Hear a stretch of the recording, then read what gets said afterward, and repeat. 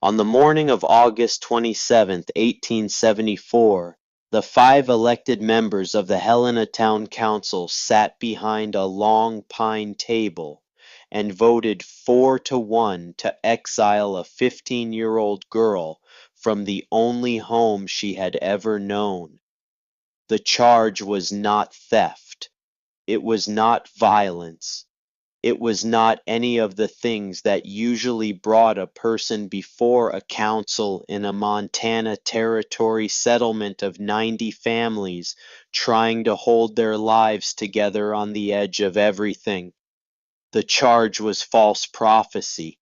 The charge was causing unnecessary panic. The charge was being a 15-year-old girl who had looked at the summer sky and the animals in the hills and the bark on the trees and told the community of Helena, Montana, that the winter coming was going to be unlike anything they had seen. 7 months, she said. September through April. 10 feet of snow total. Temperatures reaching 40 below. No spring thaw until late April at the earliest. The council deliberated for 11 minutes. 6 months after that vote, 3 people were dead. 14 homes had collapsed under the weight of snow no one had prepared for. And the triangular cabin that every person in Helena had pointed at and laughed about the strange wooden structure that a 15-year-old girl had built alone on unclaimed land with $37.40, and her own 2 hands stood without a single crack in its frame. Let me tell you about Nora Halverson, because a girl like this deserves to be told about properly. She was born in 1859 in Wisconsin, the daughter of Eric Halverson, a Norwegian immigrant who had come to America the way most men came in those years, with strong hands and a willingness to work until the work was done. Eric was 42 in the summer of 1874, a quiet man with a broad back and a way of listening that made you feel your words were being taken seriously. He had settled his family near Helena when Nora was young, claiming land and building a homestead the way a man builds when he intends to stay. Nora's mother had died when Nora was 9. What remained of her family after that was her father and the memory of her grandmother Sigrid Halverson, who had lived with them for the last 4 years of her life before dying in January of 1873. Sigrid Halverson had been many things in her life. In the fishing village on the coast of Norway where she had spent 60 years, she had been known as the woman you asked before you took your boat out. Not the priest, not the harbor master, Sigrid. Because Sigrid read the sky and the water and the birds and the behavior of animals the way a scholar reads a page, and what she read was almost always correct. She had predicted the worst storm in the village's living memory 2 days before it arrived. She had told 3 separate fishermen not to go out on mornings when the sky looked clear and the water was calm, and on 2 of those 3 mornings other boats that went out did not come back. She had once told the entire village to store twice their normal winter provisions, and when that winter lasted into late April with ice that refused to break, the families who had listened ate. The families who had not listened went hungry, and 2 of them did not survive. In Norway, they did not call this false prophecy. They called it what it was: knowing. Sigrid had begun teaching Nora when Nora was 8 years old. Not teaching the way a schoolroom teaches with books and recitation. Teaching the way a craftsman teaches an apprentice by pointing and asking and waiting for the answer to develop slowly in the student's own understanding. She would take Nora outside in the morning and point at the clouds and ask what she saw. She would show her how to watch the way birds moved. Not just that they moved, but when and in which direction and in what numbers. She would press Nora's hands flat against the earth at different times of year and ask her what she felt, and Nora would press down and feel the cold or the warmth of the soil and gradually over years begin to understand that the ground was speaking in a language that had nothing to do with words. The earth knows before the sky does, Sigrid told her more than once. Put your hands down and listen. By the time Nora was 12, she could identify the cloud formations her grandmother called winter wolves, the specific hooked shape of high mare's tail clouds that indicated an Arctic air mass forming far to the north. She could tell the difference between a squirrel caching a normal winter supply and a squirrel that was working with a urgency that meant something different was coming. She knew what it meant when the bears near the settlement were feeding at unusual hours with unusual intensity. Sigrid died in January of 1873. The winter she died in was, as she had predicted, it would be the hardest winter that part of Montana had seen in a decade. She was buried in frozen ground that her son Eric had to work at for most of a day. She left Nora one thing that was not a possession. She left her a way of seeing. The summer of 1874 began like any other summer in Helena. Hot days and the smell of pine and the sound of work from every direction, hammers and livestock and wagons on the road. 90 families trying to push enough food and resources into storage before winter arrived the way they always did. But Nora was watching. She had been watching since May, when the sandhill cranes passed through earlier than she had ever seen them. Not by days, by weeks. She noted the date in her mind the way her grandmother had taught her, filed it away, kept watching. In June, the red squirrels in the pine stands behind the Halverson homestead began caching pine cones. This was not unusual. What was unusual was the volume. By early July they were working at a pace she had never seen, gathering and storing with a focus that seemed frantic compared to any previous year. She walked into those stands and looked at what they had stored, and she counted and estimated, and the number she arrived at was approximately 4 times what she had recorded in prior summers. In late July she walked the hills east of Helena 2 mornings in a row and watched the bears. Normally in late July the black bears were eating 12 hours a day, building toward the fat reserves they would need for winter. What she observed was different. These animals were feeding 20 hours a day or close to it. She had never seen that before. Her grandmother had described it once in the context of a specific kind of winter, the kind that arrived early and stayed late and gave no quarter to anything that had not prepared adequately. The mare's tail clouds came in the second week of August. She saw the hooked pattern 3 separate mornings in a row, high and thin against the blue, exactly the formation Sigrid had drawn for her on a piece of paper once when Nora was 10. She checked the bark on the largest pines near the creek. It was thicker than it had been in any of the previous 3 years. She pressed her hands against the ground in the early morning before the sun had touched it. She lay awake at night with the arithmetic of it building in her mind. Each sign alone meant something. Together they meant something else. Together they meant that what was coming was not a normal Montana winter. What was coming was a winter that would arrive in September and would not release its hold until late April. She told her father on the 10th of August. Eric Halverson sat at the kitchen table and listened to his daughter the way he always listened, with the full weight of his attention. He did not interrupt. He did not dismiss. When she finished, he was quiet for a moment, looking at the surface of the table. He had grown up hearing stories about his mother's predictions, not as legend but as fact.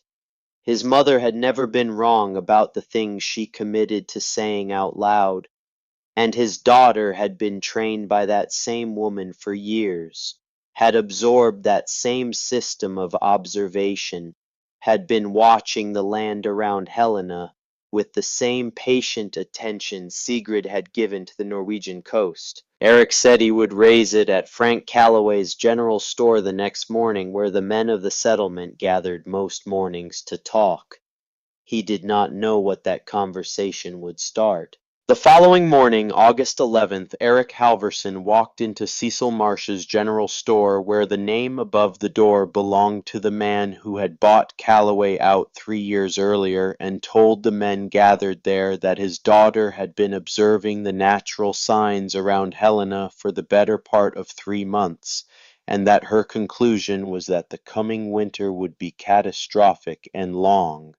He told them she was predicting a September start, 7 months duration, 10 feet of accumulated snow, temperatures reaching 40 below for extended periods. He told them he was doubling his own provisions and firewood. He suggested they consider doing the same. There were perhaps 20 men in that store. Cecil Marsh was 54 years old, a thick-necked man with the kind of confidence that fills a room before the man himself has finished walking through the door. He had been in Helena for 8 years. He had survived 8 Montana winters. He ran the store where most of the settlement bought their supplies, which gave him a particular kind of authority in a community where information and commerce move through the same door. He looked at Eric Halverson for a moment after Eric finished speaking. Then he said, "Your daughter is 15 years old." He said it the way you say something that is so obviously the conclusion of an argument that the argument itself barely needs stating. He said it and let it sit in the air of the store with the weight of a judgment that had already been rendered. "What does a 15-year-old girl know about Montana weather?" Marsh continued. "We have been here 8 years. Winter arrives in November and ends in February, March in a bad year. 4 months. She is frightening people with Norwegian folk superstitions that have no bearing on conditions here." The room agreed, not loudly. The kind of agreement that moves through a group like a current, visible in the way men nod and the way their posture settles and the way nobody speaks up to complicate it. Eric Halvorsen did not agree.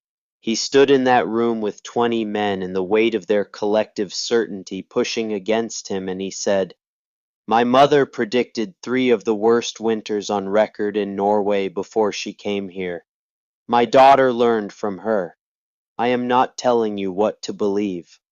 I am telling you what I intend to do." A few people laughed, not cruelly, the kind of laughter that dismisses without meaning to be dismissive. Marsh said he appreciated the concern, but the settlement did not need to be thrown into unnecessary alarm by a child. Eric walked back home. The story spread through Helena the way stories spread in a settlement of 90 families, which is to say within 48 hours nearly everyone had heard some version of it. Some people asked Nora directly. She told them what she had seen and what it indicated carefully and without exaggeration the way Sigrid had always told it. The birds, the squirrels, the bears, the clouds, the bark, the earth. Some of them listened with the kind of attention that was at least considering the possibility. Most of them said what most of them believed, which was that a 15-year-old girl with Norwegian folk remedies passed down from a grandmother was not a reliable source of meteorological information. On August 20th, the council called an emergency meeting. The 5 elected members of the Helena Town Council were Cecil Marsh, who ran the general store, Dellard Vance, who had ranched in the area for 6 years and had a rancher's practical certainty about seasonal patterns, Orville Steck, who operated the sawmill that provided much of the settlement's lumber, Otto Brandt, German-born freight hauler who kept his opinions close and his business interests closer, and Bertram Olson, a Scandinavian-born merchant who had come to Montana by way of Minnesota, where his family had run a trading operation for 2 decades. Marsh made the argument for action. This girl is causing unnecessary panic. Families are spending money on extra provisions they don't need. Standard preparation is adequate. 4 cords of firewood, normal food stores. Her predictions of a 7-month winter are not based in any demonstrable expertise. We need to address this before the disruption worsens. Vance agreed. He had ranched through 6 Montana winters. The pattern was reliable. 4 months of manageable cold with moderate snowfall. Allowing the behavior of the settlement to be dictated by a 15-year-old girl's interpretation of squirrel activity was not something he was prepared to support. Steck said nothing of substance. Brant said little. Bertram Olson spoke last, and he spoke carefully. Where I come from, Olson said, and where my parents came from before that, reading the natural world for signs of approaching weather was not considered ignorance. It was considered skill. The men who fished the northern waters survived by learning to read what the land and sea and sky were telling them. I have not examined this girl's specific observations, but I would ask what harm there is in preparation. If she is wrong, we have spent extra money on firewood and provisions. If she is right, we have perhaps saved our lives. What exactly are we protecting people from by silencing her? Marsh said they were protecting the community from economic disruption and unwarranted panic. The vote was 4-1. The resolution was offered to the Halverson family. Nora would appear before the council on August 27th. She could recant her predictions, publicly apologize for causing alarm, and promise to stop making such statements. If she did, she could remain. If she did not, she was to leave Helena within 72 hours and remain outside community boundaries until May 1st, 1875. If she returned before that date, she would be arrested. Eric Halverson left that meeting with something in his chest that had no clean name. His daughter was being asked to say she was wrong when he did not believe she was wrong. She was being asked to publicly disavow knowledge she had spent 7 years developing under the instruction of the most accurate weather observer he had ever known. She was 15 years old. And the men making this demand had the legal authority of the community behind them. He told Nora that evening when he came home. She was sitting at the kitchen table with her hands folded, and she listened the same way he had listened to her, without interruption, with full attention. When he finished, there was a silence in the kitchen that had weight to it. He sat down across from her. He said, "You don't have to carry this alone. You're 15. There will be other winters, other chances to be heard. You could say what they want you to say, and we could stay together and get through whatever comes." He was not asking her to lie because he thought she was wrong.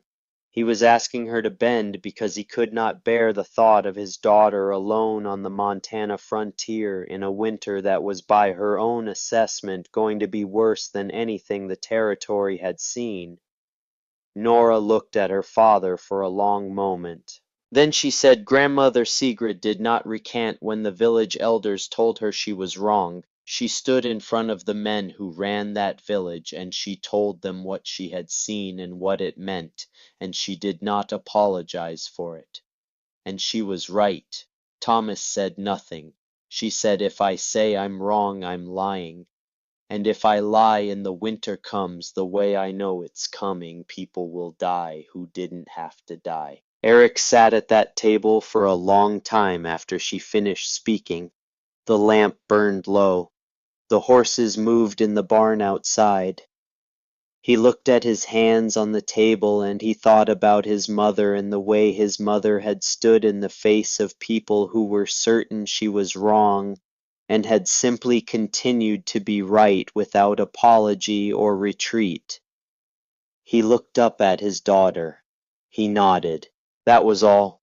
Just that single nod across the kitchen table in the dark.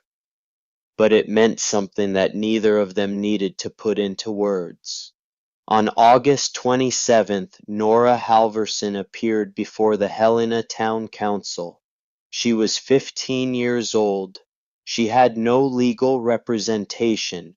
She had no authority behind her except the observations she had made and the system her grandmother had built over a lifetime. Cecil Marsh read the terms of the resolution, recant the predictions, apologize publicly, promise to stop, and she could stay. Nora stood in front of that table and said, I cannot say I am wrong when every natural sign I have observed tells me I am right. Marsh declared the exile effective immediately. She had 72 hours to leave. She was not to return before May 1st, 1875. Bertram Olson looked at his hands. Nora walked home. She had 3 days. On August 31st, 2 days before her deadline, Nora went to Orville Steck's sawmill to purchase lumber. She had $50 her father had pressed into her hands, money he had saved from 3 seasons of working and managing and going without things he might have wanted.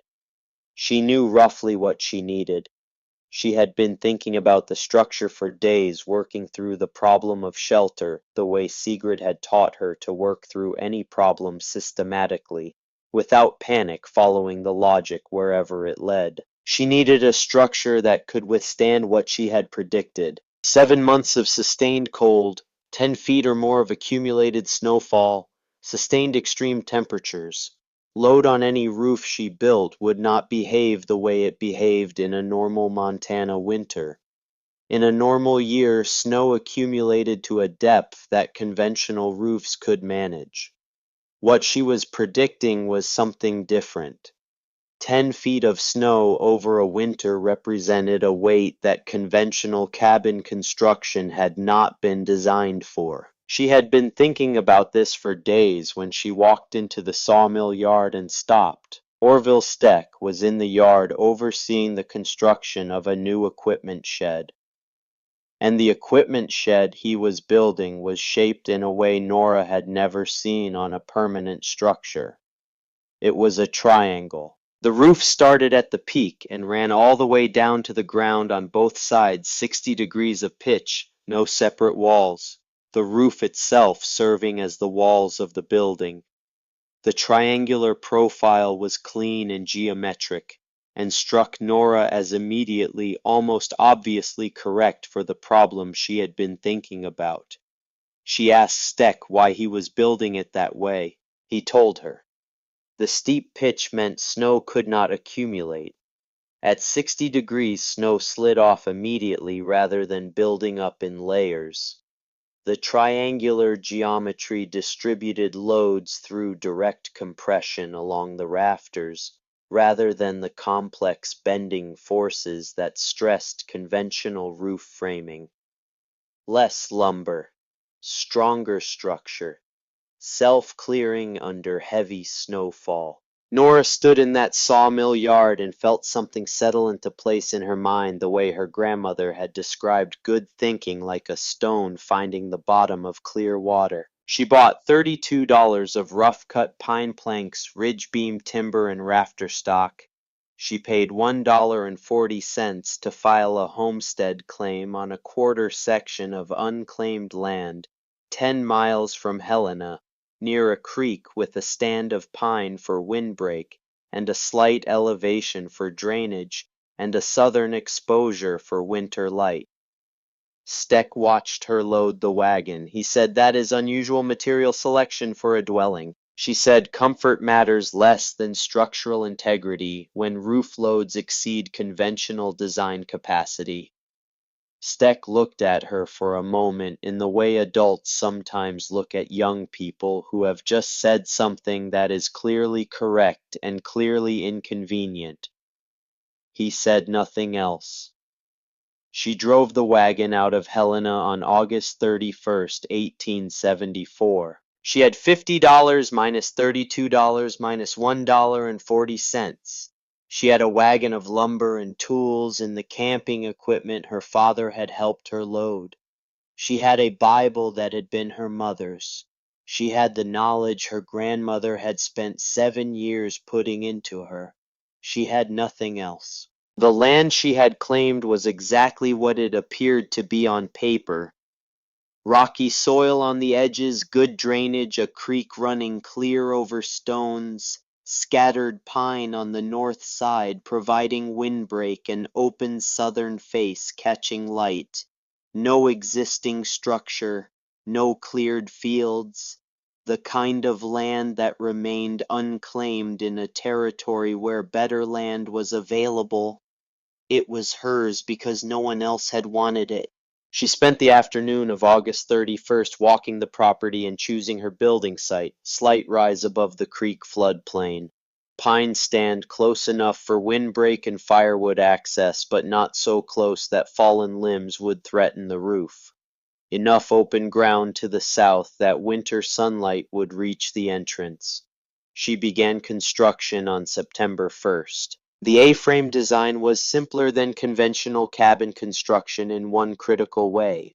There were no walls to frame separately from the roof. The roof was the walls. Two long planes of timber meeting at the ridge running all the way to the ground, triangular gable ends closing the front and back.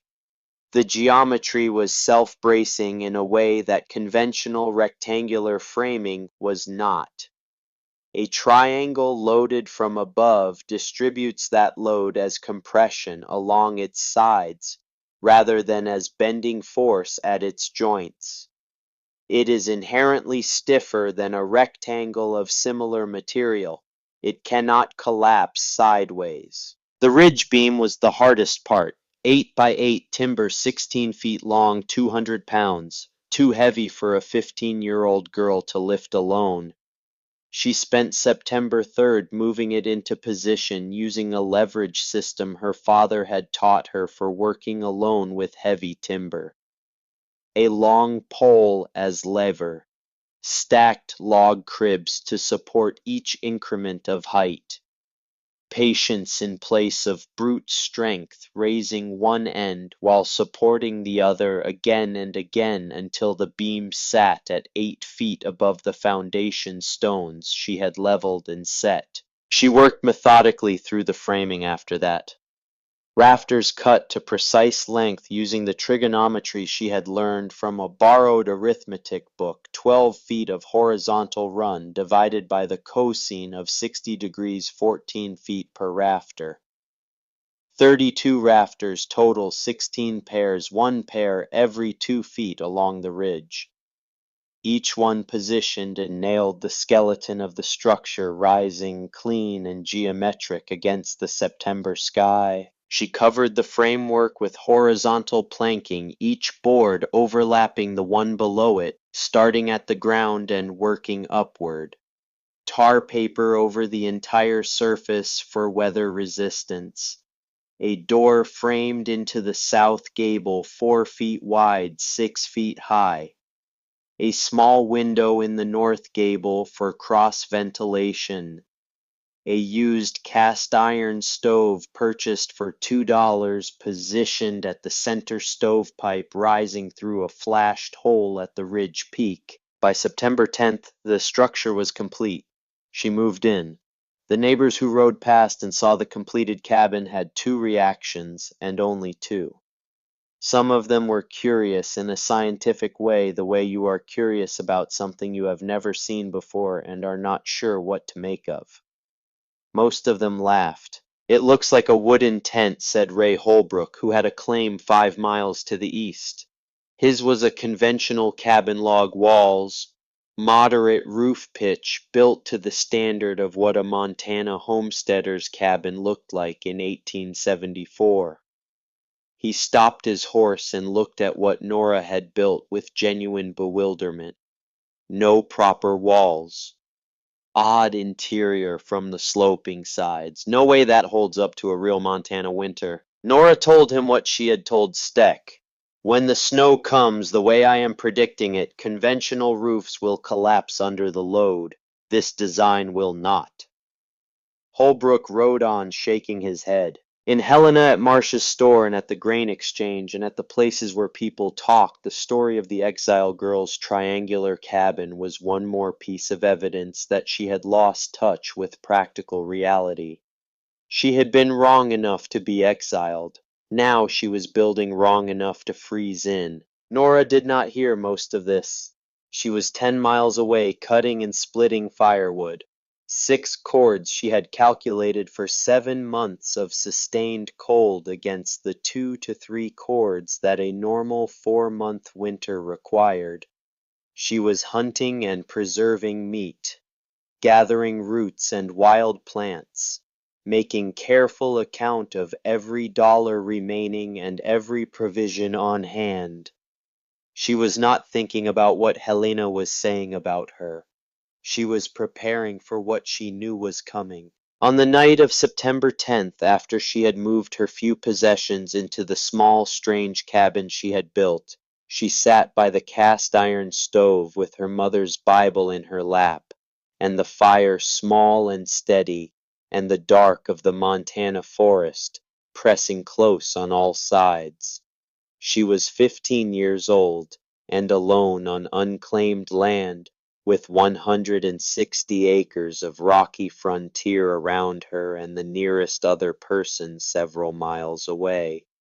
She sat with the fire a long time. For the first time since August, with no one to be certain in front of, she let herself think the thought she had not been allowing. What if Grandmother Sigrid was wrong?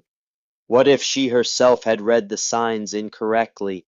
What if the birds and the squirrels and the bears and the clouds all meant something different than she thought they meant?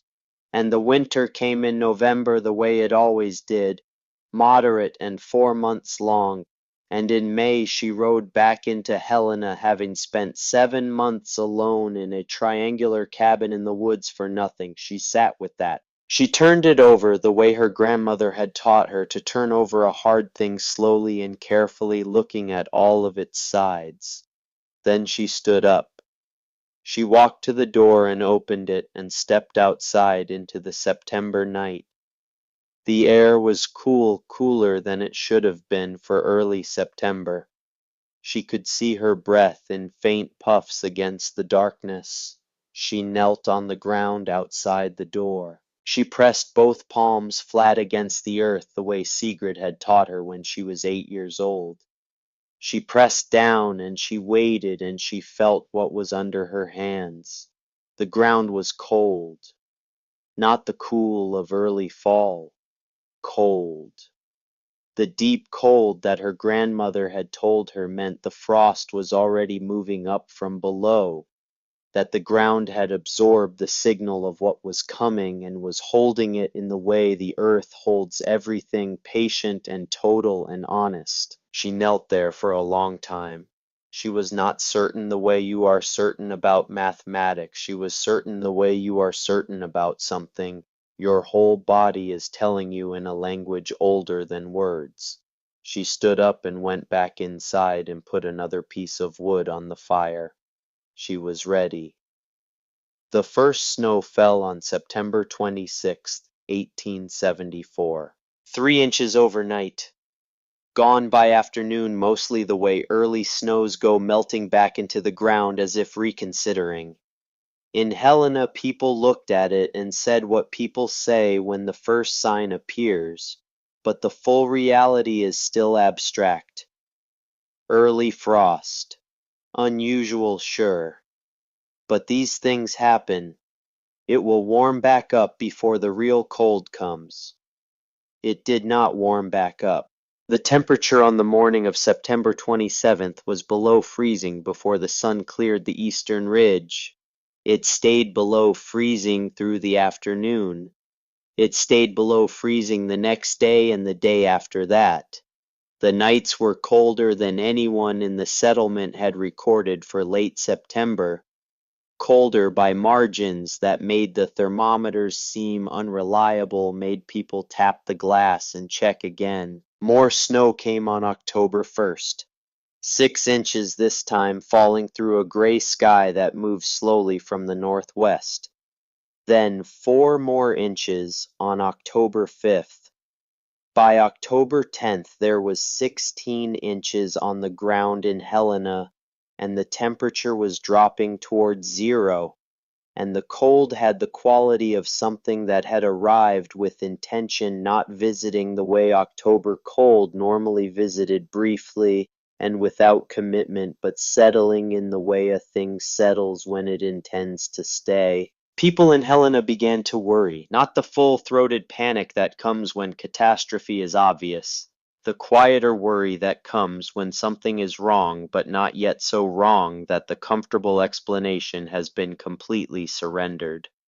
The explanation they reached for was this unusual early cold snap, probably clear up in a week or two. These things happen in Montana. We've seen odd weather before. Cecil Marsh stood in the doorway of his store on the morning of October 15th and looked out at the street. The snow was 9 inches deep on the road and still coming down. The thermometer nailed to the post at the corner read -5 degrees Fahrenheit, the coldest October temperature anyone in the settlement could remember. He stood there for a while in the doorway with the cold coming in around him, and he thought about what he was looking at. Then, because he was a man who ran a business on thin margins in a frontier settlement, and because he had survived by keeping careful accounts of what he had and what he owed and what he needed, he did what he had not done before. He did the arithmetic. He had purchased 3 cords of firewood at the beginning of the season, standard preparation for a standard winter. At normal consumption for the cold months, 3 cords carried a household through approximately 4 months of heating. November through February. That was the normal window. That was what 8 years of Montana winters had taught him to prepare for. He stood in his doorway in the -5 degree cold of October 15th, and he ran the numbers. If the winter had started in late September as it appeared to have done, and if it ran 4 months from its actual start date rather than from the calendar date he had prepared for, he would be out of firewood by late January. Maybe February 1st if he was careful. In a normal year, February 1st was the beginning of the end of winter.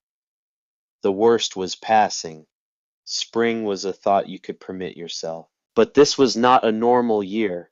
Even granting only the evidence in front of him and nothing else, even refusing to grant the 15-year-old girl so much as a single point of accuracy, the winter had started a full 6 weeks early, 6 weeks earlier than he had provisioned for.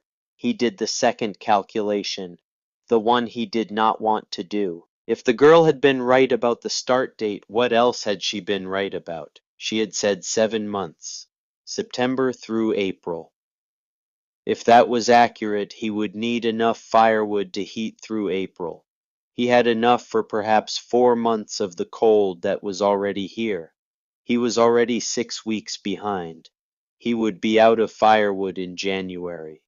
Potentially December if the cold ran this deep for this long. He would have 4 months of winter in front of him with nothing to burn. He stood in the doorway long enough that the cold began to come through his coat. Then he went back inside and closed the door. He did not tell anyone about the calculation he had made. He was Cecil Marsh. He had led the vote.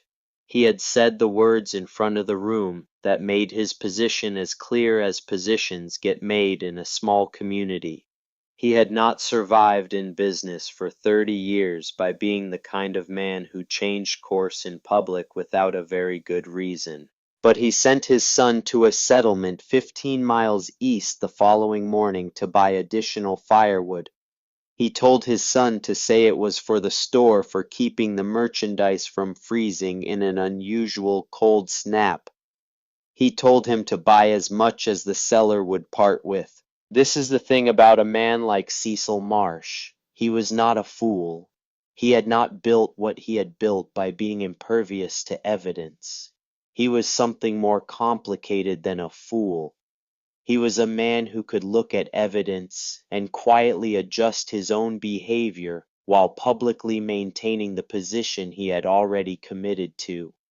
He was in this way like a great many men who hold authority in small communities, the private calculation and the public posture running on separate tracks that never officially met. He was going to need more firewood. He was not going to say why. Throughout October and into November, the cold deepened with a consistency that had nothing ordinary about it. The storms came on a regular schedule every 3 to 5 days, each one dropping 8 to 12 inches of new snow. By the middle of November, the accumulated depth on the ground in Helena exceeded 3 feet.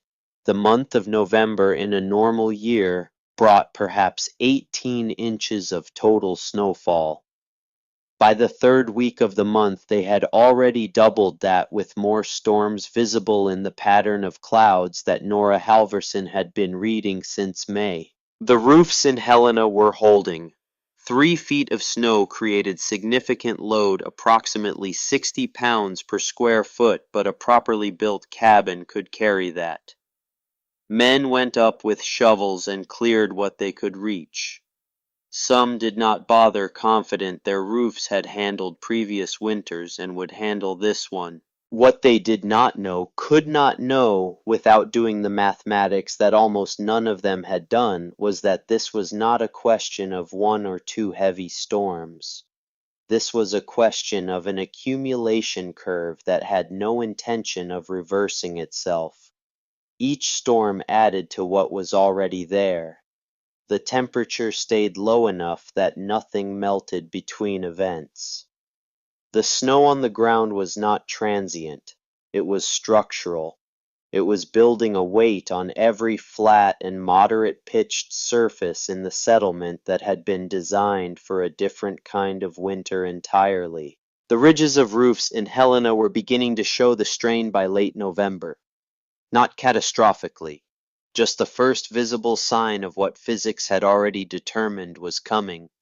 A slight sag at the midpoint of a ridgepole, a crack in the plaster of an interior ceiling, creaking sounds in the structural timbers of older buildings when the temperature dropped sharply at night. Some families heard these sounds and began shoveling their roofs in earnest. Dangerous work. The surface of a snow-covered roof in sustained cold is ice over compacted snow over more ice, and at any angle steeper than nearly flat, it wants to take you with it when it goes.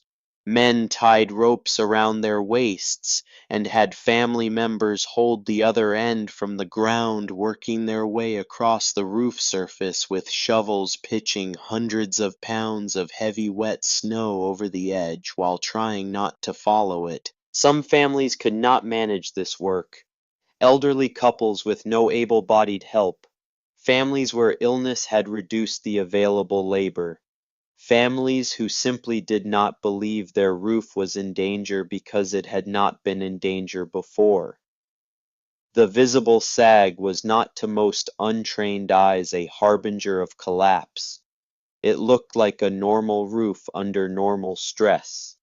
It looked like something that had handled previous winters and would handle this one. 10 miles away, the A-frame cabin Nora Halverson had built for $37.40 was experiencing the same winter. Every storm that hit Helena hit her property at the same time with the same intensity. The same 16 inches that fell on October 1st fell on her ridge beam and her 60-degree rafters. The same series of November storms that built 3 feet on the roofs of Helena's cabins fell on the sloped wooden surface of her structure and slid off. This was the thing about 60 degrees of pitch that the geometry made inevitable and that no amount of skepticism could alter. Snow that lands on a 60-degree surface does not stay. It lands and begins to move immediately under its own weight, the angle too steep for friction to maintain a stable layer beyond a few inches at most. On the nights following each storm, Nora would lie in her sleeping platform and listen to the sound of accumulated snow releasing from the roof surface and sliding to the ground around the cabin's base. A soft rushing sound, almost gentle, the sound of weight being surrendered rather than held. By late November, the piles of slid snow around the base of her cabin were 5 feet deep. The ground around the structure was a ring of accumulated release. Inside the ring, the roof itself never carried more than 6 inches of snow at any moment, the fresh accumulation from the most recent storm, before it too began to move. The maximum load on any part of her roof structure at any point in November was approximately 10 pounds per square foot. 1/7 of what was building on the cabin roofs in Helena, 1/7 of the weight pressing down on ridge poles that had begun to sag. She spent November preparing for what she knew was still to come. She checked her firewood stores and confirmed they were adequate for the duration she had predicted. She inventoried her food and calculated through April. She cut additional wood and stacked it close to the cabin entrance so she would not have to travel in deep snow or severe cold to reach it. She checked every joint in her structure after each major storm, running her hands along the rafters in the way her grandmother had taught her to check a boat's hull, feeling for flex or movement that should not be there. There was none. She worked methodically and without panic, and the winter pressed down on everything around her with absolute indifference to whether she was frightened or calm. Have you ever watched someone work quietly towards something while everyone around them assumed they had already failed? There is a particular kind of courage in that, the kind that does not need an audience and does not look for one, the kind that operates in the same way whether or not anyone is watching. Nora Halverson. That November was a 15-year-old girl alone in a triangular cabin 10 miles from the community that had exiled her, doing the work of surviving a winter she had accurately predicted with the systematic attention her grandmother had spent 7 years teaching her to bring to bear on exactly this kind of problem. She was not waiting to be vindicated. She was too busy staying alive. In the middle of November on a Thursday, when the temperature had fallen to -18 and a storm was building from the northwest, she heard horses outside. She opened the door and found her father. Eric Halverson had ridden 10 miles through November cold to see his daughter. He had packed provisions. She had not asked for extra dried meat and a tin of molasses, and a small quantity of coffee that he had gone without himself so she could have it. He had brought a letter from the settlement's postmaster that had come addressed to her from a cousin in Wisconsin. He had brought himself, which was the only thing that actually mattered to either of them. He stepped inside and looked at the interior of the cabin she had built, the sloped walls running from the ridge peak down to the ground, the cast iron stove radiating steady heat at the center, the sleeping platform she had constructed along one side, the careful organization of her stores against the gable wall, the dryness of the interior despite the weather hammering the outside. He stood in the center where there was full standing height, and he turned slowly and looked at all of it. He had been ready to find her struggling. He had ridden through deep cold and deep snow, telling himself he would not show her his worry, that he would be steady for her, that she did not need to see his fear on top of her own. What he found was not what he had prepared himself for. There was a sound from outside the door, voices. Nora opened the door again, and Eric saw three men from properties east of Helena, standing in the snow outside the cabin. Two of them he recognized. Gus Fenwick, who had a claim a few miles away, and a man named Aldous Pratt, who ran cattle on 160 acres 2 miles north of Fenwick.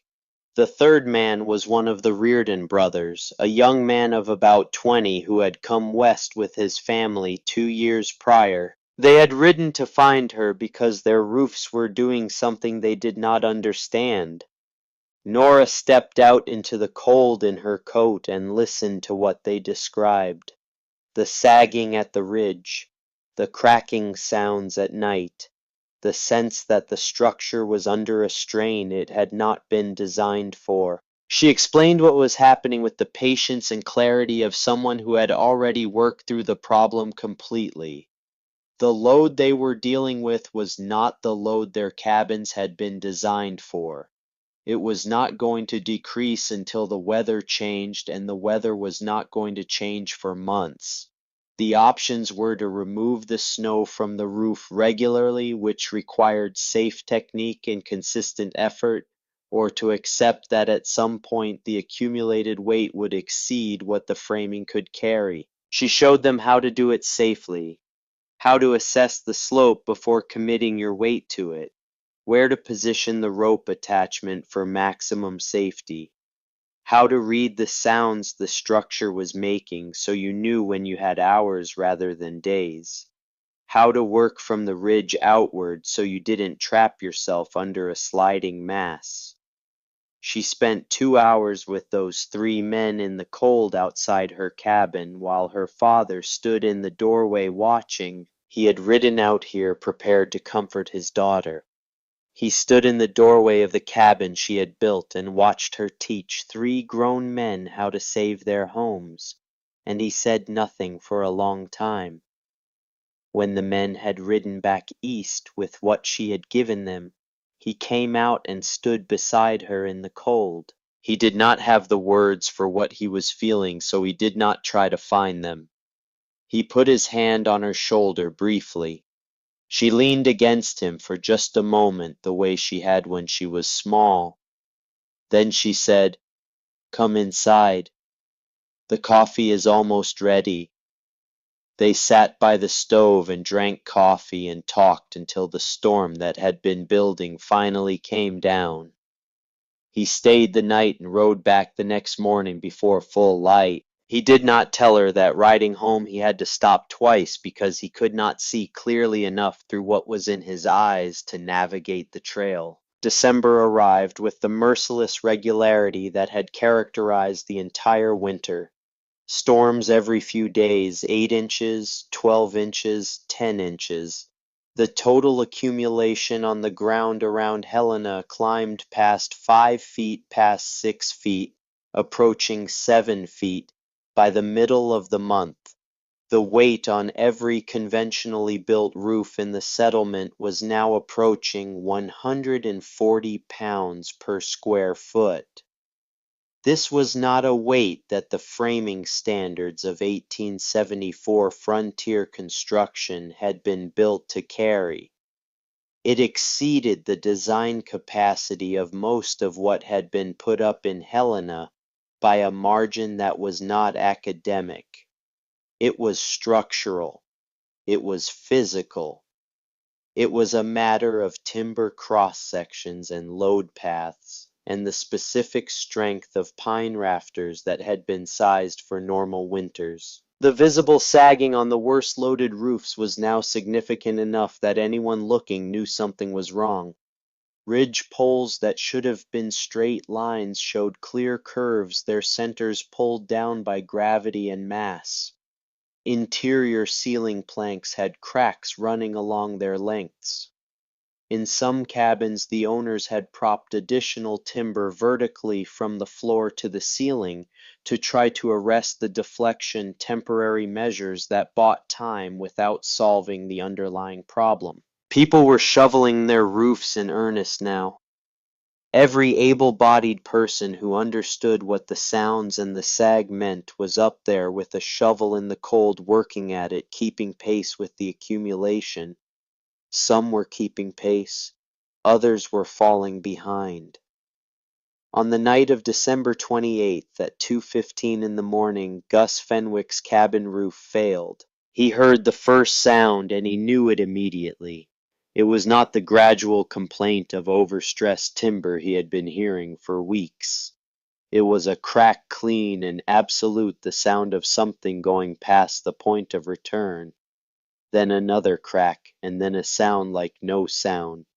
He had a name for a deep tearing percussive collapse, the sound of a structure surrendering all at once after a long time of holding. He was already moving when the second crack came, shouting his wife's name and the names of his 3 children. He could not have said later how he knew there were exactly 30 seconds. He just knew that the ceiling was coming down and that 30 seconds was what they had to not be under it. His wife was out of bed and moving in the dark before she was fully awake.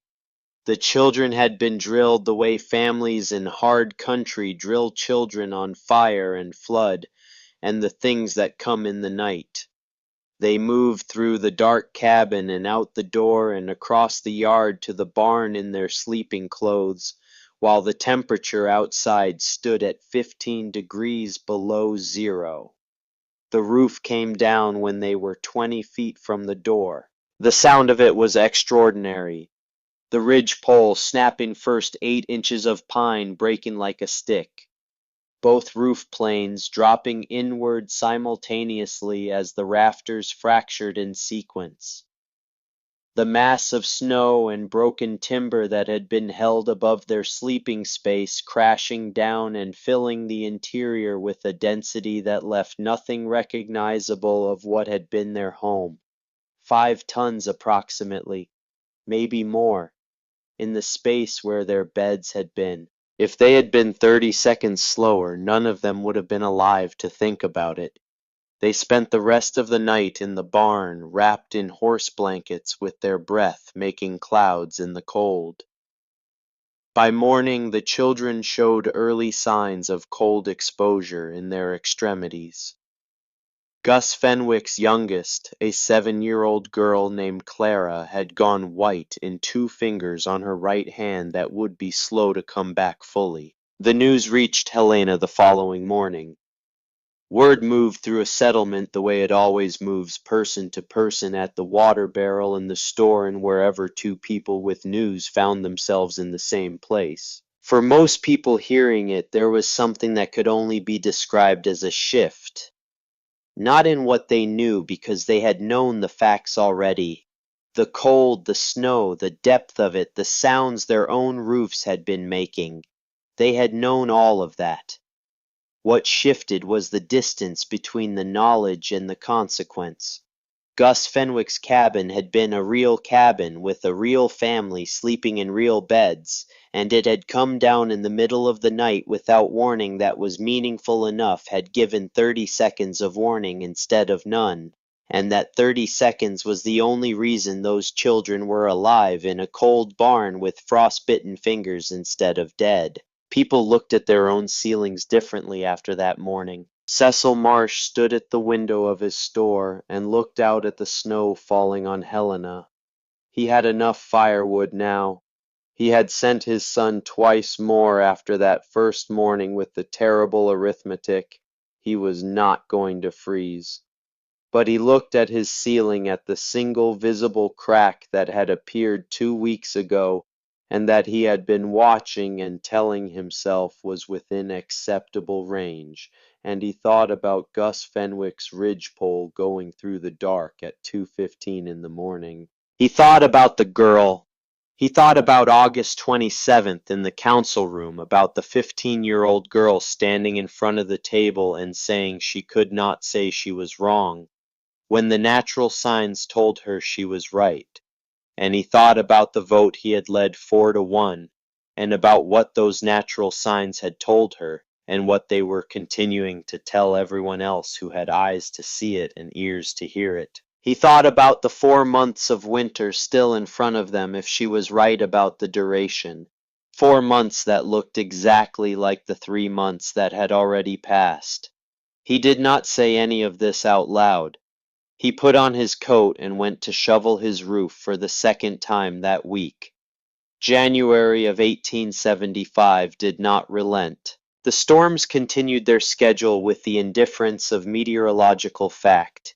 8 inches on January 4th, 12 inches on January 9th, 8 more on January 14th.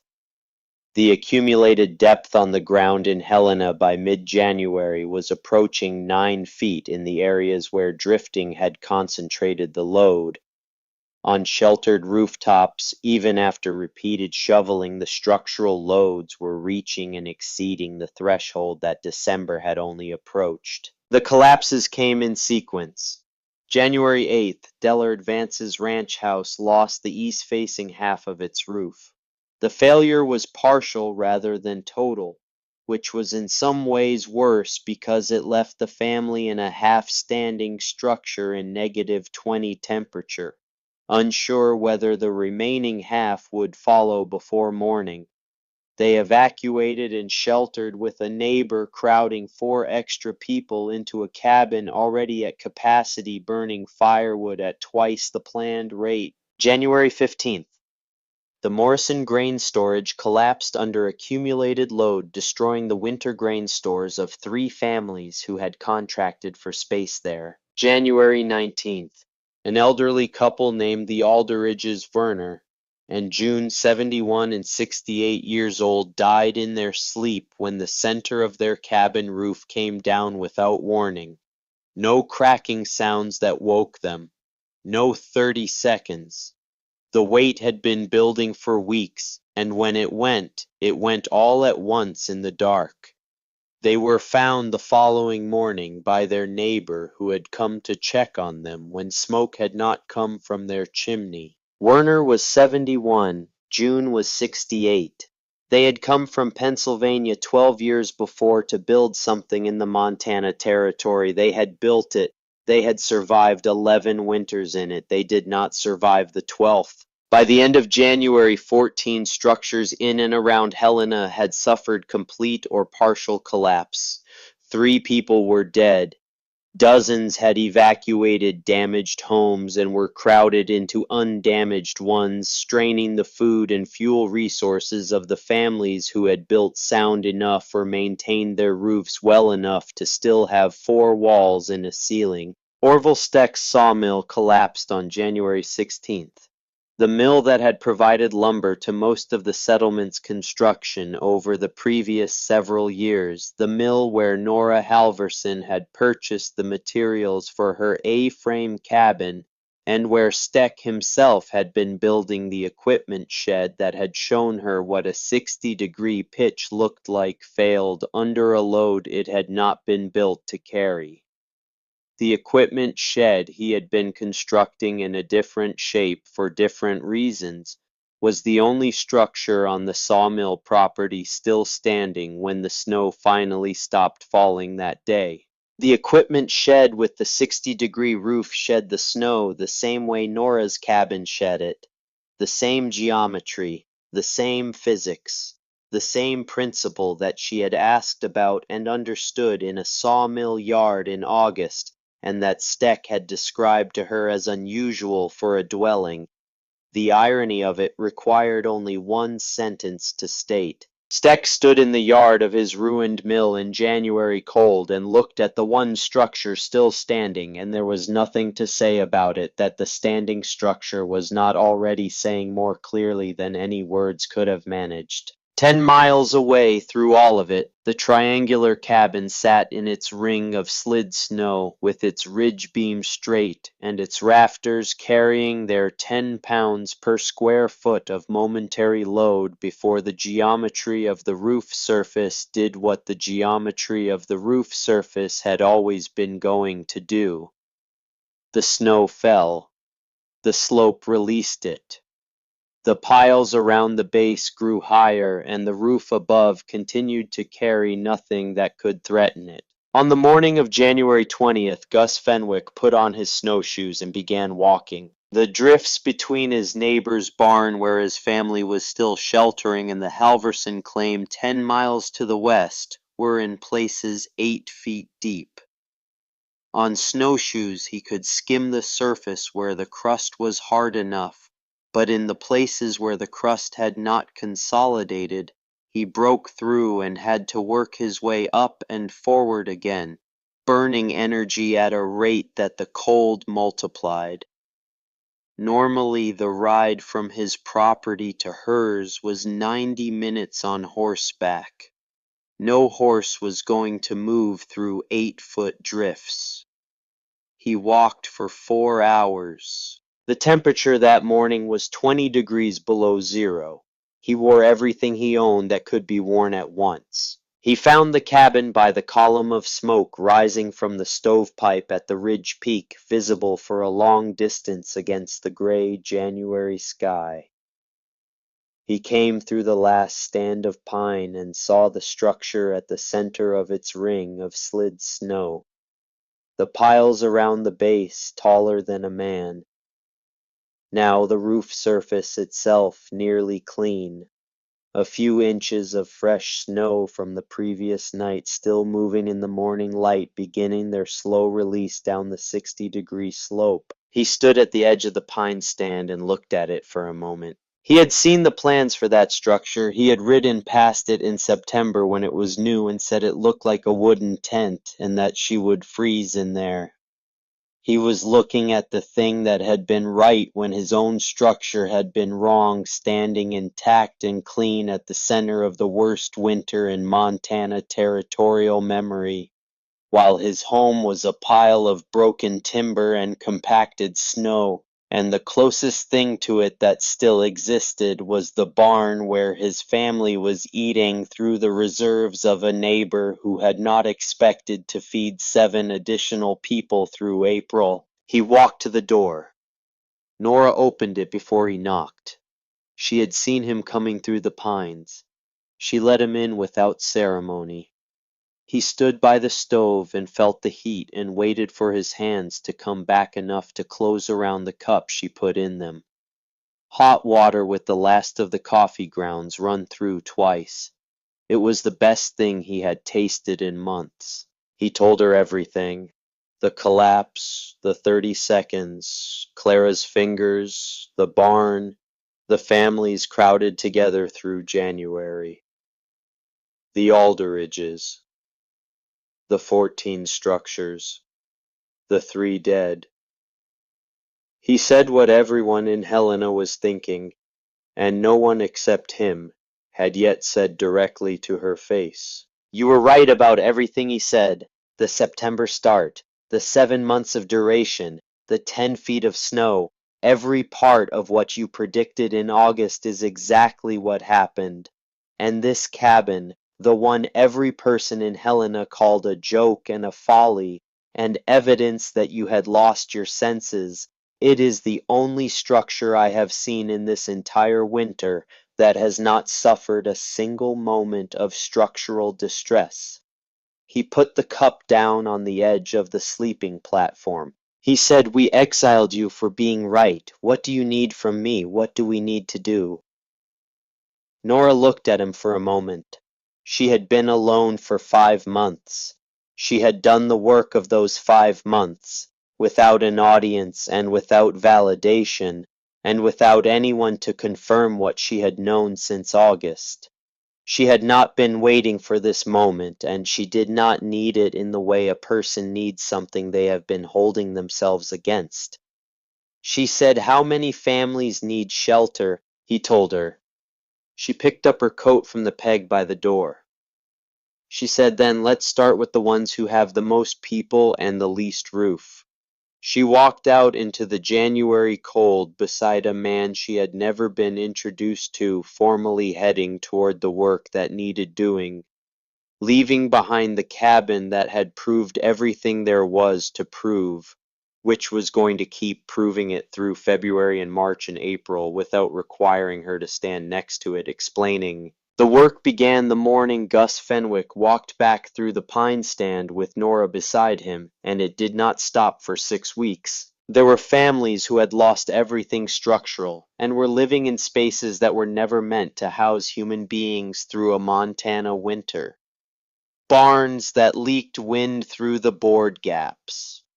Root cellars that stayed above freezing but only barely, where families burned small fires in metal pails and wore everything they owned in layers and counted the days the way prisoners count them by small marks against a wall that represent the distance between where you are and where you want to be.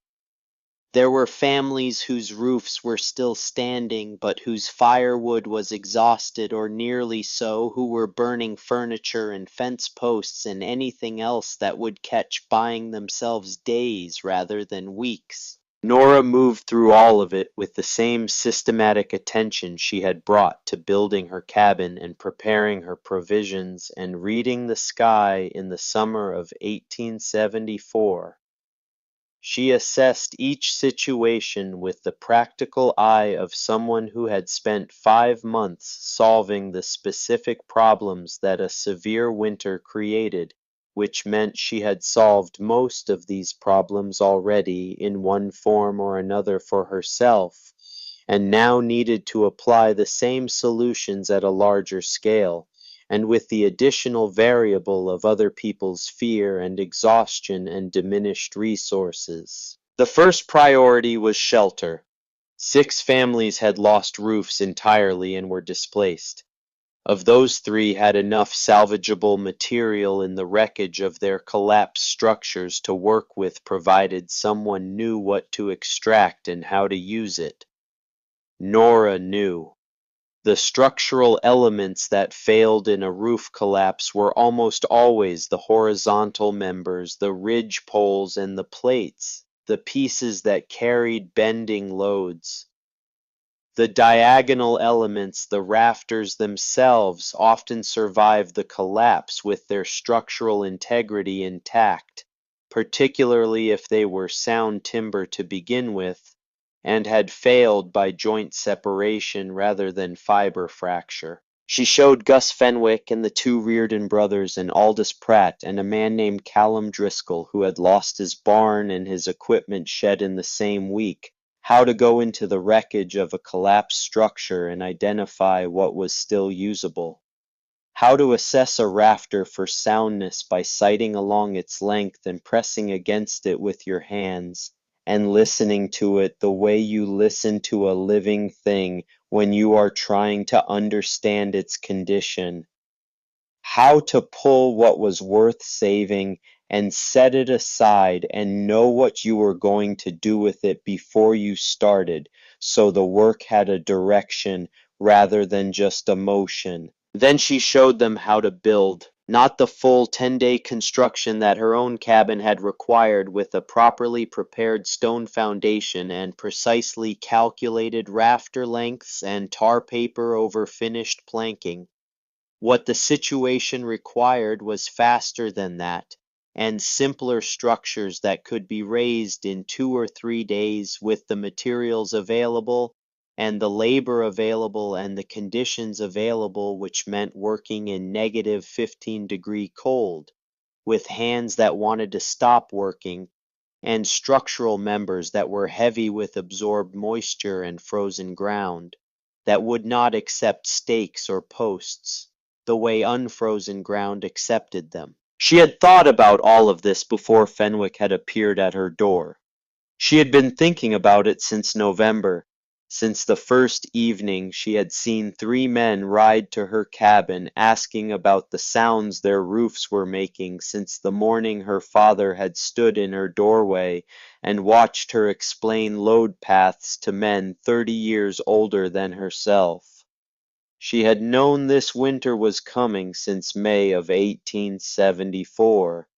She had spent the subsequent months preparing not just for her own survival, but thinking in the way Sigrid had trained her to think about what the full scope of what she had predicted would mean. Sigrid had told her once in the context of a story about a Norwegian winter that had killed a third of the livestock in their village, that the most important preparation is not the preparation you make for yourself. It is the preparation you make in your mind for what you will do when the people around you have not prepared and will need help. The woman who has prepared only for herself has prepared only for herself. The woman who has thought through what comes after is the one the village actually needs. Nora had thought through what came after. The emergency shelters went up one by one through the first 2 weeks of February.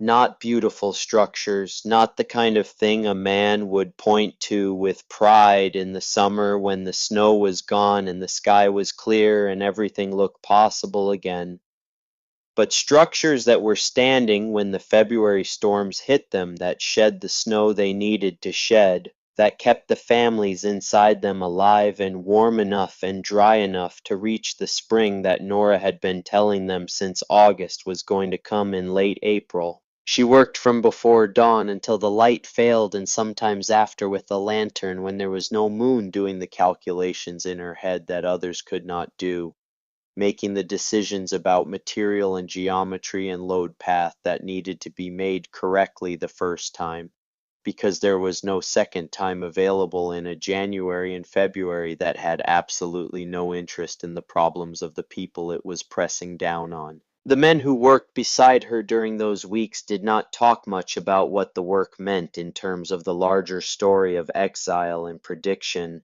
and the vote that had sent her out of Helena 5 months before.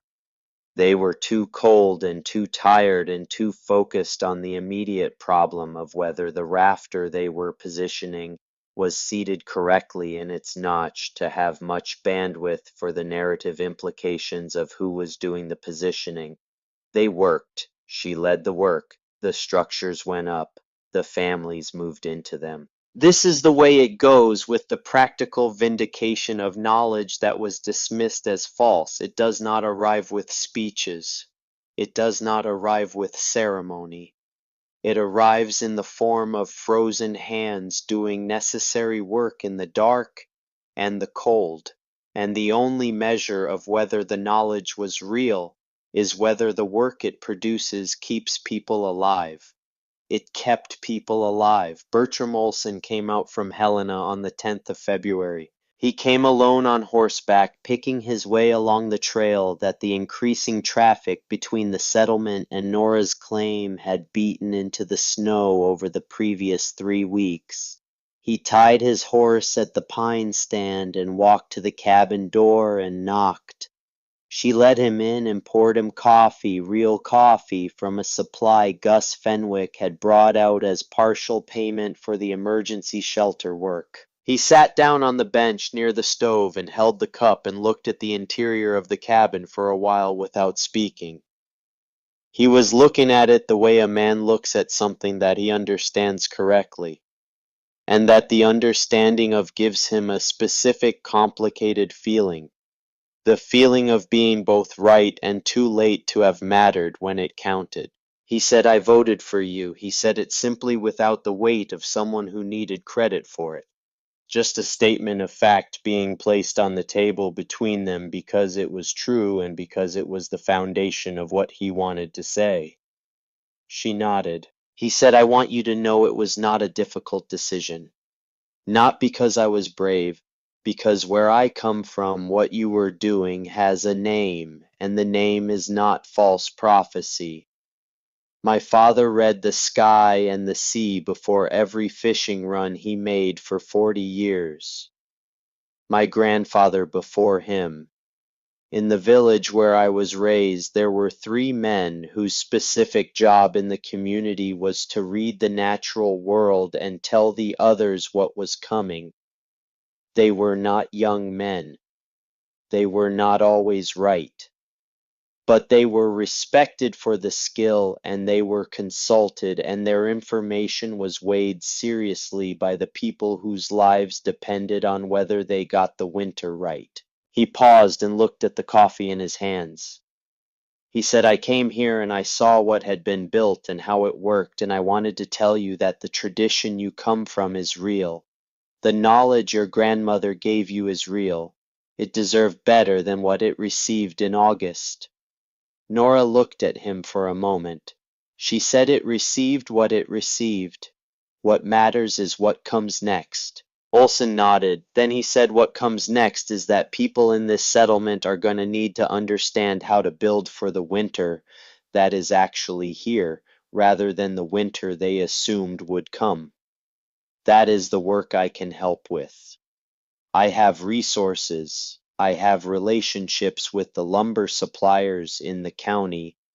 When spring comes and people are rebuilding, the knowledge you have demonstrated in this structure needs to be the knowledge they build from. She told him what she would need when spring came, the specific angles, the material quantities for different footprint sizes, the foundation requirements for different soil conditions, the stovepipe flashing that was the most common failure point in A-frame construction when done quickly. She gave him information the way Sigrid had always given information, completely and without withholding, because information that is hoarded protects only the person hoarding it, and information that is shared protects everyone who receives it. He wrote what she told him on a folded piece of paper he took from his coat. Before he left, he shook her hand. Not the brief touch that passes between strangers. The full grip of a man acknowledging someone whose standing is equal to his own, which was a thing that men of his generation and background did not typically extend to 15-year-old girls, but which he extended to her without apparent awareness that there was anything unusual about doing so. He rode back to Helena. She went back to work. The winter continued through February and into March with the stubborn duration she had predicted. The storms came less frequently in February than they had in December and January, but the cold remained absolute, and the depth of snow on the ground was now so great that the landscape had been functionally remade. Travel that had been routine in October was now a significant undertaking. The trails between claims that horses had navigated easily in 3 seasons of the year were now either beaten hard by repeated traffic or completely impassable, depending on where the drifting had concentrated. The 3 deaths were not forgotten. Werner and June Alderidge. A man named Silas Crum who had died on his roof while shoveling in. January lost his footing on the ice surface and was found 2 days later when a neighbor came to check on him.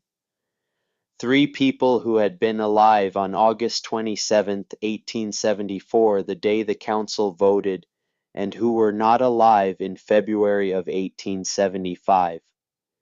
3 people whose deaths were not inevitable, who had been given warning by a 15-year-old girl in August, and whose deaths occurred because that warning was not only ignored, but actively suppressed by the authority of the community that was supposed to protect them. Nobody said this out loud in the way it would need to be said for it to be a complete reckoning. Life on the frontier in 1874 did not work that way. People died from winter. People died from accidents and illness, and the 1,000 ways the land found to remind you of your smallness. The specific accounting of who had said what in August, and what the consequences of that had been, was not a calculation that the community was equipped to perform in its own regard, not because they lacked the intelligence for it, but because the performing of it would have required a kind of collective honesty that no community Cecil Marsh had ever been part of was going to achieve about its own failures. What the community could do and did was acknowledge what was in front of them. Orville Steck came to the Halverson claim in the first week of March. He came in the afternoon when the light was long and pale, and the cold had the quality of something that was still powerful but beginning. just beginning to consider the possibility of yielding. He tied his horse and stood outside the door for a moment before he knocked. She opened the door and let him in. He was not a man who spent much time on things he could not do anything about. He had lost his sawmill in January. He had lost the equipment and the inventory and the structure that represented 20 years of working and building. He had been focused since then on the practical question of what came next and how to get there, because that was his nature and because there was no other useful orientation available to him. He looked at the interior of the cabin and then he looked at Nora. He said he had come to learn. He said it plainly without preamble or context, as if the context was obvious, which it was. She told him to sit down. For 2 hours she went through the geometry with him. The specific relationship between pitch angle and snow shedding performance. The load path in a triangle under vertical loading, the way force traveled as compression down the rafters rather than as bending at the ridge and wall connections, the way it traveled in conventional framing. The relationship between rafter cross-section and the span they were asked to carry, and why the spans in an A-frame were inherently more efficient than the spans in a conventional roof of similar covered area. The foundation requirements at the bottom of the rafter run, where the outward thrust of the two roof planes needed to be resolved, and the different ways of doing that depending on what the ground offered. She drew figures in the ash beside the stove with a stick when words were not enough. She answered his questions with the patience of someone who had thought through these problems in enough detail that no approach to them felt unfamiliar. He sat across from her and listened and asked and listened again with the attention of a man who was rebuilding his livelihood and needed to get it right the first time. When she had finished, he sat for a moment with his hands on his knees. He had sold her the lumber in August and told her the design was unusual for a dwelling. He had said nothing more consequential than that. He had not voted for her exile. He had not stood up against it either. He had built the equipment shed in the A-frame design for reasons of efficiency and snow performance, and then had not extended that reasoning to his own mill building, which had come down in January along with everything inside it. He stood up and put on his coat. He said, "I'll rebuild the mill with a 60-degree pitch on the main structure and the outbuildings." He held out his hand. She shook it. He walked out to his horse and rode back toward what was left of his property, and she stood in the doorway of her cabin and watched him go until the pine stand closed behind him. This was the way the reckoning came. Not in a courtroom and not in a public meeting and not in the large gestures of formal apology that make for clean stories. It came one at a time, one man at a time, in the form of people seeking knowledge they had decided they needed from the source, where that knowledge actually resided. It was the only form of acknowledgement that meant anything real. Not words about what had happened in August, actions about what was going to happen next. March brought a shift that Nora had been watching for. Not a warming exactly, not the release of winter's hold, but a change in the quality of the cold. The temperature at night was still far below zero, but the duration of the deepest cold, the hours before dawn, when the thermometer bottomed out, was beginning to shorten by increments that were almost imperceptible day to day, but accumulated over the course of 2 weeks into something she could feel in the ground when she pressed her hands down in the morning.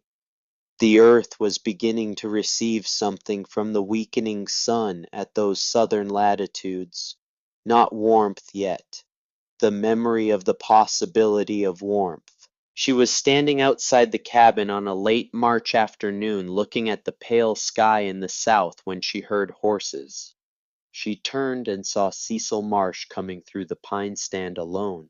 No other rider with him. No son or neighbor who might have been said to be the purpose of the trip. Just Cecil Marsh alone on a horse, picking his way through the last of the deep snow on the trail, coming to a place that was 10 miles from his store, and that offered him nothing commercially, and that required him to have a reason for being here that had nothing to do with business. He tied his horse at the pine stand and walked to where she was standing.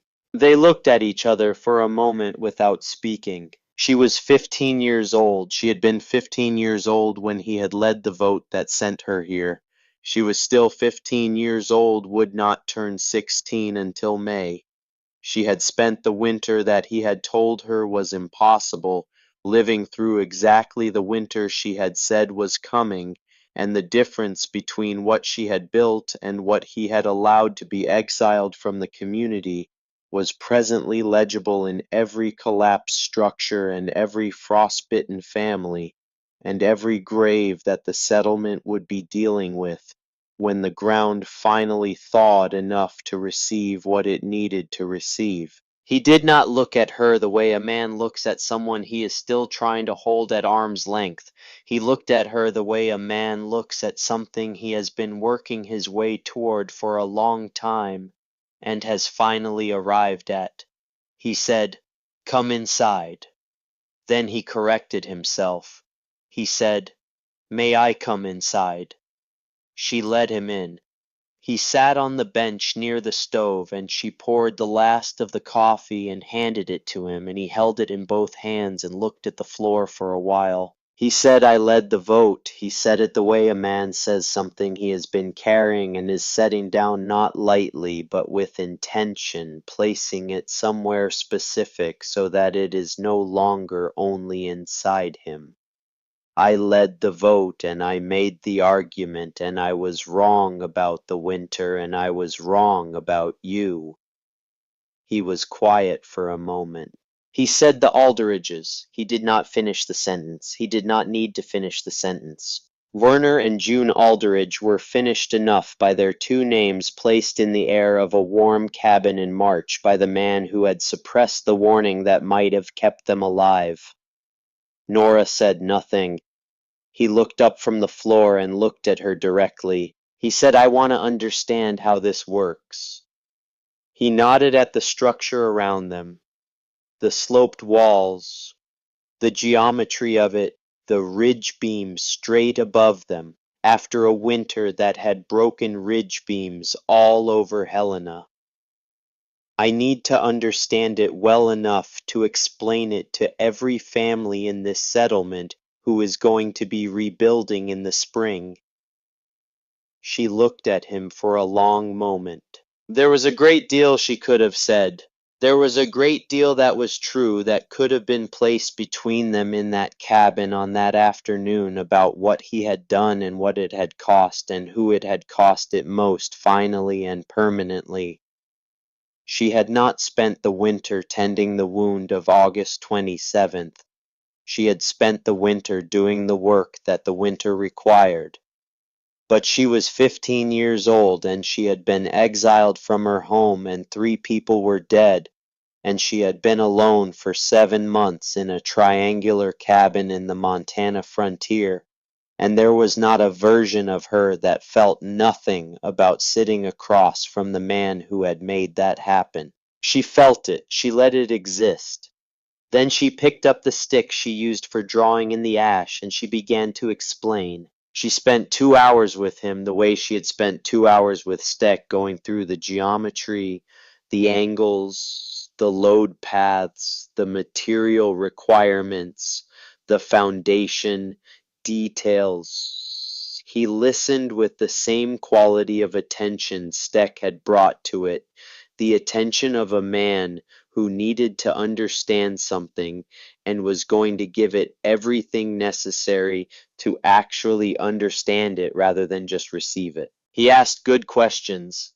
Marsh had not run a business in a frontier settlement for 20 years by being unable to grasp the practical logic of things. When she explained the 60-degree pitch and its effect on snow accumulation, He asked about the economics of the additional lumber required, and she told him what the additional cost was, and why it was justified, and what the comparison looked like when you priced the additional lumber against the cost of a collapsed structure and everything inside it. He understood this framework immediately and completely. It was the framework of his business and his life. When she was done, he sat for a moment. Then he said, "What you built here for $37.40 will cost families rebuilding in the spring perhaps $60 for a comparable footprint with proper materials. The structures that collapsed in January and February cost on average $200 to build, and an unknown additional amount in contents and animals, and the economic disruption of displacement. The preparation cost for the provisions this community should have laid in, based on your August warning, would have been perhaps $40 per family above normal preparation. 3 people are dead who would not have been dead if we had listened to you. You were 15 years old, and you were telling us exactly what was coming, and we voted 4-1 to make you leave." He said all of this in the flat voice of a man doing an accounting, not performing a motion, but stating the results of a calculation that had been running since October and had produced a number he was finally willing to say out loud. He stood up and put his coat on. He said, "I am going to see to it that every family rebuilding this spring has access to the information you have given me today. I am going to see to it personally, not because it repairs what happened, but because it is the thing I can actually do." He walked to the door and opened it. He turned back once and looked at the interior of the cabin and at the girl standing in it. He looked for a long time the way a man looks at something he wants to carry accurately in his memory because he knows the specific image of it matters. Then he walked out and got on his horse and rode back toward Helena through the late March afternoon. Nora stood in the doorway and watched him go until he was through the pine stand and the sound of his horse was gone. The tallow candle on the shelf near the stove had burned to its last quarter-inch. She lit a new one. April came slowly, and then all at once, the way springs come in high country after long winters, the cold maintaining its position for weeks, past the point where you have started to trust the sun, and then one morning the quality of the air is different, the kind of different you feel before you have any sensory evidence to point to the kind that Sigrid had told her was the earth deciding rather than the sky announcing. Nora felt it in the first week of April, a morning when the temperature before dawn was still below zero, but something in the specific character of the cold was different, thinner somehow, less absolute. She pressed her hands against the ground outside the cabin door that morning, and felt what she had been waiting to feel. The faintest beginning of heat coming up from below, the stored summer warmth of the earth beginning to reassert itself against 6 months of winter pressing down from above. The thaw began around April 10th and progressed steadily through the rest of the month. The accumulated snow that had been the defining feature of the landscape since October began to yield in the order that deep snow always yields slowly at first, and then with increasing momentum as the days lengthened and the sun's angle steepened, and the runoff from the hillsides carved channels that had not existed since the previous September. On April 25th, 1875, the last significant snow on the ground in Helena was gone, 7 months and 3 weeks from the September 23rd date that the cold had first arrived. The total accumulated snowfall over the winter was measured at 124 inches, 10 feet and 4 inches, 4 inches more than Nora Halverson had predicted in August. The Helena settlement held a community meeting on April 25th. It was not called by the council as a formal proceeding. It was organized by Bertram Olson and a group of heads of household who felt that the winter that had just ended required some form of collective acknowledgement before the community moved forward into whatever came next. Most of the settlement's families attended. They gathered in the space behind Marsh's store, which was one of the largest roofed areas available, the store itself having come through the winter intact, because Marsh had shoveled its roof 4 times and had provisioned it with additional structural support in December when the sag became visible. Nora attended with her father, who had ridden out to her claim on April 24th and helped her put things in order before they made the ride back together. He had not seen the cabin since November, and he walked around it once before they left, running his hand along the base of the rafters, where they met the ground, looking up at the ridge beam, checking the stovepipe flashing. He did not say anything. He had said what he needed to say at the kitchen table in August when he nodded across the lamplight at his daughter and gave her the only thing he could give her, which was the acknowledgment that she was right, and the permission he had no right to withhold. The meeting was not a trial. It was not formal proceedings of any kind. It was 90 families who had survived something together, talking about what it had meant and what came next. Cecil Marsh stood up and spoke. He was not a man built for public confession, and he did not attempt one. What he did was something harder in some ways, which was to stand in front of the community he led and say accurately and without qualification what the record showed. He said that a 15-year-old girl had presented accurate meteorological predictions in August of 1874, and that the council had voted to exile her rather than treat her predictions as information worth considering. He said that the predictions had proven accurate in every specific: the start date, the duration, the total accumulation, the severity.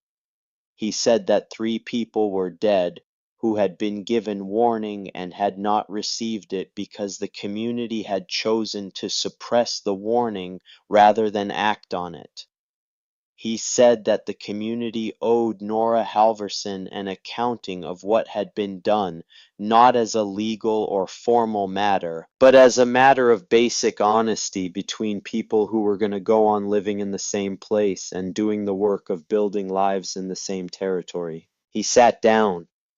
Bertram Olson stood and said that the immediate practical question was rebuilding, and that the standard of construction for any new structure in the settlement should incorporate the snow load performance that the winter had demonstrated was necessary, and that the knowledge required to build to that standard was held by the young woman sitting in the 3rd row, and that the community should avail itself of that knowledge fully and without reservation. There were other speakers, not many.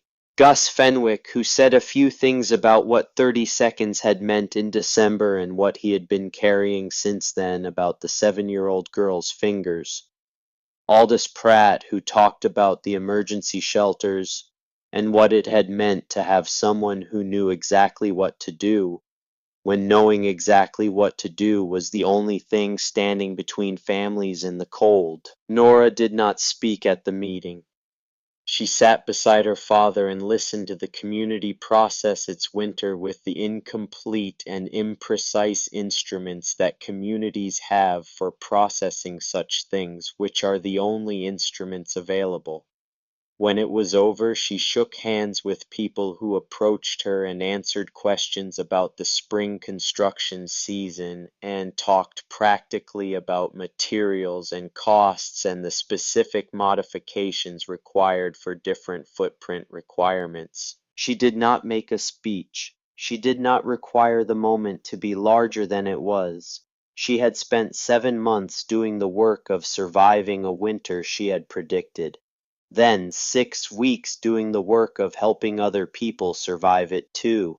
and what remained after all of that was not a desire to be acknowledged, but a fairly long list of practical things that needed to happen before the next winter arrived. The summer of 1875 was a building summer. 14 collapsed structures needed to be rebuilt. Others needed structural reinforcement to bring them to a standard that could handle another winter like the one they had just come through. Because Nora was careful to say when she was asked that she could not predict with certainty that the next winter would be comparable, but she was equally careful to say that a winter like the one they had just experienced was not a once-in-a-lifetime anomaly. It was a thing that had happened and could happen again, and building to withstand it was not excessive preparation. It was the kind of preparation that separated families who survived from families who did not. Orville Steck rebuilt the sawmill with a 60-degree pitch on the main structure and both outbuildings. He told every customer who came to buy lumber through that summer what he was doing and why. He told the story of the equipment shed that had survived the January collapse that took the main mill, and he told the story of the A-frame cabin 10 miles west that had been standing through all of it with its ridge beam straight and its roof clear, built by a 15-year-old girl in 10 days with $37.40 and knowledge that the rest of the settlement had voted to exile. He told this story not because he had been asked to, and not because he needed to make himself feel better about not having told it in August. He told it because it was the most useful story he knew for persuading people to build their new structures in the way he was now recommending, and the most useful stories are the ones that are true. Bertram Olson used his commercial relationships with the county's lumber suppliers to make the case for modified building standards across the broader territory. He traveled to other settlements and explained what Helena had experienced and what the winter had demonstrated about the relationship between roof pitch and survival in high snowfall years. He brought drawings that Nora had made for him, precise geometric figures with dimensions and angles, and the load calculations that supported them drawn in a clear hand on good paper. The drawings were copied and shared and built from. The principles they encoded moved from settlement to settlement the way practical knowledge moves when it has been proven in the most definitive terms available, which is by working when everything else around it failed. Nora Halverson did not leave the claim she had filed on September 1st, 1874. She had homesteaded 160 acres of what had looked like marginal land at $1.40 filing fee, and she intended to prove it up and make it into something. The soil in the lower part of the property near the creek was better than it looked once you worked it. The pine stand was a resource that could be managed over time. The creek ran clear and reliable, and the spring that fed it from the hillside above was a permanent water source that the summer heat could not dry out. She was 15 years old, and she had 160 acres, and a cabin that had just proven itself against the worst winter in Montana territorial memory, and the knowledge her grandmother had given her, and the practical understanding of construction and materials that the winter had required her to develop, and she was not interested in going anywhere. Eric Halverson visited every few weeks through the summer of 1875. He helped her expand the original cabin structure, adding a full gabled room at the north end, while maintaining the original A-frame structural integrity.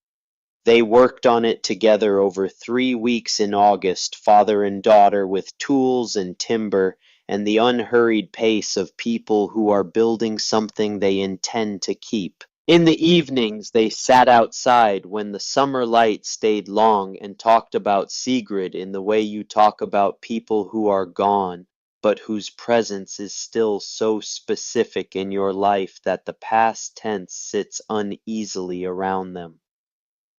Eric said she would have been proud. Nora said she already knew. He looked at her for a moment in the long summer light. Then he nodded and they went back inside, and the evening came down on the Montana frontier, the way evenings come in August after hard work, slowly and with a quality of peace that feels like it was earned. The original A-frame cabin stood without structural repair for the rest of Nora Halverson's life. She lived on that claim for 41 years until her death in 1915 at the age of 56.